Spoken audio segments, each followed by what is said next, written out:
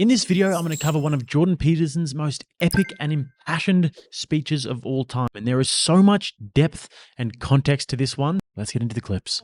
You might be noticing that the LGBT set of acronyms keeps growing, eh? And it's kind of a form of its own parody in some sense. It's like, well, I'm oppressed. It's like, yeah, you are. And well, I'm oppressed too. Yeah, you're also oppressed. And maybe I'm even oppressing you being part of this other marginalized group, but at least we share our oppression. Well, I'm also oppressed. Well, so am I. I'm oppressed too. It's like, okay, so here's a problem. There's a big problem here. The problem is, it's true. You're oppressed, you're oppressed, you're oppressed, you're oppressed. God only knows why. Maybe you're too short, or you're not as beautiful as you could be, or you know, your grandparent was a serf, likely, because almost everybody's great-grandparent was. It's like, you know, and you're not as smart as you could be, and you have a sick relative, and you have your own physical problems, and it's like, frankly, you're a mess. And you're oppressed in every possible way, including your ancestry and your biology, and the entire sum of human history has conspired to produce victimized you with all your individual pathological problems. It's like, yes, true. Okay, but the problem is that it is true. And so if you take the oppressed, you have to fractionate them and fractionate them. It's like, you're a woman. Yeah, okay, well, I'm a black woman. Well, I'm a black woman who has 2 children. Well, I'm a black woman who has 2 children and one of them isn't very healthy. And then, well, I'm a Hispanic woman and I have a genius son who doesn't have any money so that he can't go to university. And, you know, I had a hell of a time getting across the border. It was really hard on me to get my citizenship. My husband is an alcoholic brute. It's like, well, yeah, that sucks too. And so, well, so let's fix all your oppression. And we'll take every single thing into account, and then we'll fix yours too. We'll take every single thing into account. It's like, no, you won't, because you can't. You can't. It is technically impossible. First of all, you can't even list all the ways that you're oppressed. Second, how are you going to weight them? Third, who's going to decide? And that's the bloody thing. Who's going to decide? That's the thing. Well, what's the answer in the West? It's like, in free markets, oh yeah, Christ will never be able to solve this problem. No one can solve it. What are we going to do about that? We're going to outsource it to the marketplace. You're going to take your sorry, pathetic being and you're going to try to offer me something that maybe I want. And I'm going to take my sorry, pathetic being and I'm going to say, well, all things considered, as well as I can understand them, maybe I could give you this much money, which is actually a promise, for that thing. And you've packed all of your damn oppression into the price. And I've packed all my oppression into the willingness to pay it. And that solution sucks. It's a bad solution. But compared to every other solution, man, it's why 10% of us have freedom. And so there's a tremendous illogic at the bottom of this. It's like, you have to fractionate the oppressed all the way down to the level of the individual. Well, that's what the West figured out. You know, there's a couple of figures who are at the mythological roots of our culture, and you know, people get upset with me because I bring in religious themes, but I understand some things about mythology and religion. And it's not an accident that the axiomatic Western individual is someone who was unfairly nailed to a cross and tortured. It's like, yes, right, exactly. So very true, and Jordan Peterson is absolutely on fire here about the victim mentality. And there are a plethora of different ways in which you are oppressed or that you face certain difficulties in your life. And I think that he's also correct in the sense that free markets, as flawed as they are the best solution that we've ever come up with to this problem. And then to the point of the axiomatic Western individual being somebody who was nailed to the cross and tortured. And this is something that he discussed in quite a lot of depth with Joe Rogan. And I'll refer you to that clip. In the Gospels, Christ says that he has to be lifted up like the serpent in the desert. You think, what the hell does that possibly mean? Because, well, that's a snake first on a stick, and Christ is comparing himself to a snake on a stick? Okay, so what is this? What can this possibly mean? Well, I was thinking about that in relationship to imagery of the crucifix and the story that surrounds it. So Jung thought that the Passion story was archetypal because it's a limit story, like this debate at Oxford. You cannot write a more tragic story. It's impossible, technically. Why? Well, because it's a story of the aggregation of everything that people are afraid of. So There was no death more painful than crucifixion. That's why the Romans invented it. It was to punish political miscreants. It was the slow, agonizing death by suffocation, essentially, and dehydration and exposure. It's extraordinarily painful. Okay, so that sucks. That's pain, man. Plus, you know it's coming. That's part of the story. Plus, your best friend betrayed you into it. Plus, your people turned against you.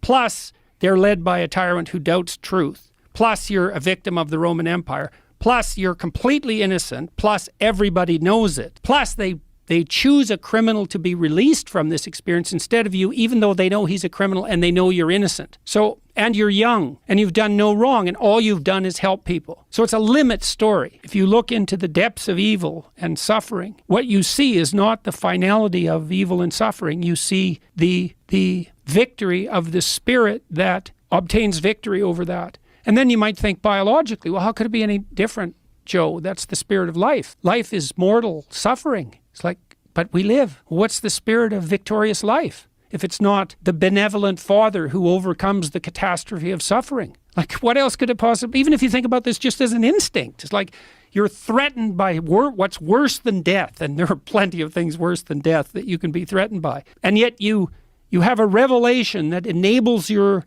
transcendence of that. Well, what could it be other than the spirit that overcomes death in some fundamental sense? So what do you do about that?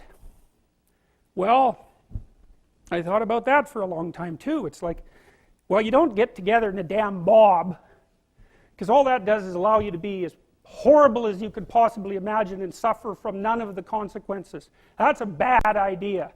So how about we don't do that? Well, there's a deep idea in the West too. It's like, pick up your damn suffering and bear it and try to be a good person so you don't make it worse. Well, that's a truth. You know, I read a lot about the terrible things that people have done to each other. You just cannot even imagine it. It's so awful. So you don't want to be someone like that. Now, do you have a reason to be? Yes. You have lots of reasons to be. God, there's reasons to be resentful about your existence. Everyone you know is going to die. You know, you too. And there's going to be a fair bit of pain along the way, and lots of it's going to be unfair. It's like, yeah, no wonder you're resentful. It's like, act it out and see what happens. You make everything you're complaining about infinitely worse. There's this idea that hell is a bottomless pit, and that's because no matter how bad it is, some stupid son of a bitch like you could figure out a way to make it a lot worse. So you think, well, what do you do about that? Well, you accept it. That's what life is like. It's suffering. That's what the religious people have always said. Life is suffering. Yes.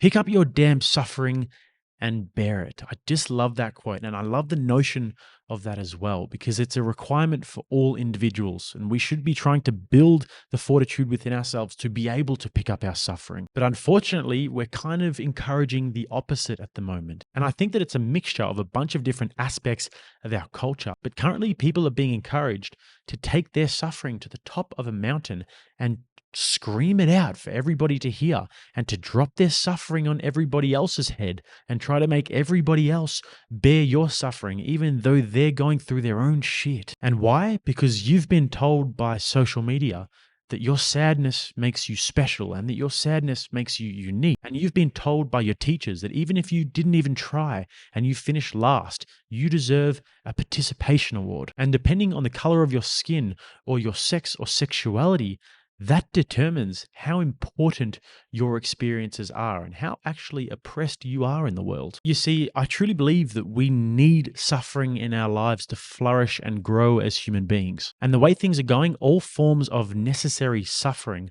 are being eliminated as we become more technologically advanced. As life becomes more comfortable, we suffer less and less. And it's almost like if you looked at it on a graph, there's a point where the suffering way outweighs the comfortability, but then as it goes along, it converges and reaches some sort of a neutral point, but then the comfortability ends up far outweighing the suffering. And that's probably a problem, even though it does seem counterintuitive in a way. Now, the good thing is that a lot of unnecessary suffering has been eliminated. We're talking about infant mortality and disease and access to clean drinking water. In many places around the world, this unnecessary and cruel suffering has been largely eliminated due to human progress and the human progress that allows us comfortability. However, this does go too far when you start to see safe spaces on college campuses. Universities and education institutions are meant to be the places where people go to confront the more difficult and complex ideas that readies them for the outside world. It's not meant to be the place where you become more fragile,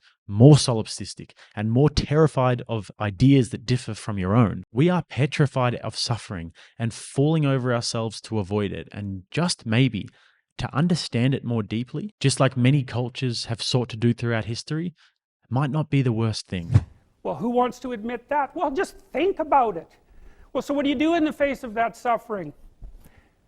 Try to reduce it. Start with yourself. What good are you? Get yourself together for Christ's sake so that when your father dies, you're not whining away in a corner and you can help plan the funeral and you can stand up solidly so that people can rely on you. That's better. Don't be a damn victim. Of course you're a victim. Jesus, obviously. Put yourself together. And then maybe if you put yourself together, you know how to do that. You know what's wrong with you if you'll admit it. You know there's a few things you could like polish up a little bit that you might even be able to manage in your insufficient present condition.